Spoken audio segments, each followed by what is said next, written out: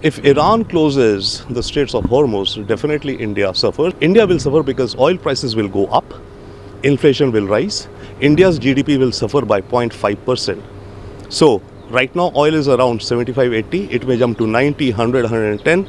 About 1% to 1.5% of India's GDP growth will be shaved off. Netanyahu, for him, it has been his life's mission to neutralize Iran.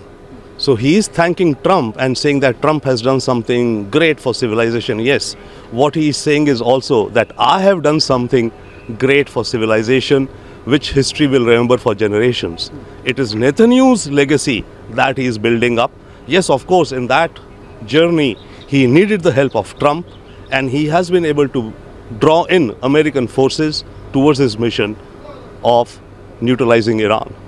So UN Secretary's statement on this escalation in a region already on the edge and a direct threat to international peace and security. I call member states to de-escalate and to uphold their obligation under the UN Charter and other rules of international law.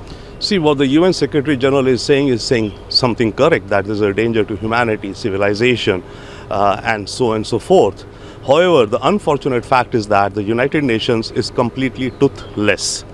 Nobody listens to UN, especially the United States. So the UN and the UN Security Council, they may drop, they may have some meetings, vote for some resolutions which will be vetoed by America. So there is no tangible outcome that the UN can bring about. So last question about the Strait. If Iran closes the Straits of Hormuz, definitely India suffers. About 20% of the world's crude oil and 25% of the world's natural gas flows through these. Qatar's gas, which we buy, almost all flows through this, right?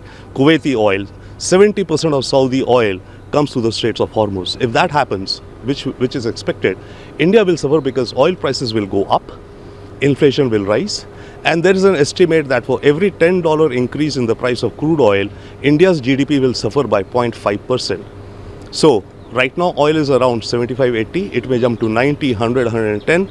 So if it jumps by around $20, $30, it means about 1% to 1.5% of India's GDP growth will be shaved off.